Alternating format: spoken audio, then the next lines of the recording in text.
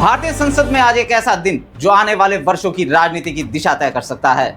महिलाओं को 33% आरक्षण देने से जुड़े विधेयक और उसके साथ लोकसभा सीटों के बड़े बदलाव की चर्चा। कानून मंत्री अर्जुन राम मेघवाल और गृह मंत्री अमित शाह आज लोकसभा में इन विधेयकों को पेश करेंगे।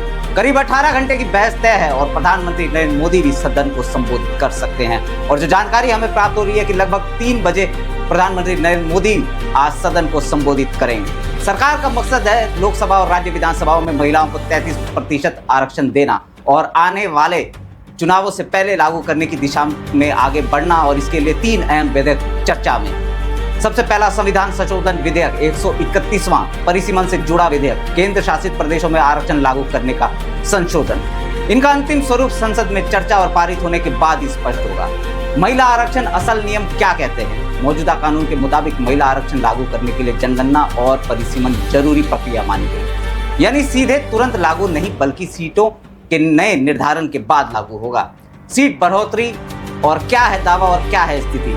अब सबसे बड़ा सवाल लोकसभा सीटें। मौजूदा लोकसभा सीटों की अगर बात करूं तो 543 सीटें हैं। राजनीतिक और मीडिया रिपोर्ट्स में ये चर्चा है कि सीटों को बढ़ाकर करीब 850 तक किया जा सकता है। कुछ प्रेजेंटेशंस में यह भी दिखाया जा रहा है राज्यों के लिए 815 सीट, केंद्र शासित प्रदेशों के लिए 35 सीट और लगभग 281 सीटें महिलाओं के लिए आरक्षित हैं। लेकिन ध्यान रखें, यह प्रस्ताव चर्चा के स्तर की जानकारी है। आखिरी फैसला संसद और कानून के पास होने पर निर्भर है। अब समझिए इस मुद्दे का सबसे संवेदनशील पहलू क्या है? परिसीमन यानी सीटों की संख्या और सीमाओं का पुनर्निर्धारण। अगर 2011 जनगणना आधार बनती है तो उत्तर भारत संभावित जहां ज्यादा बढ़ोतरी है। उत्तर प्रदेश की अगर बात करूं तो 80 लोकसभा की सीटें हैं जो बढ़कर 140 हो जाएंगी।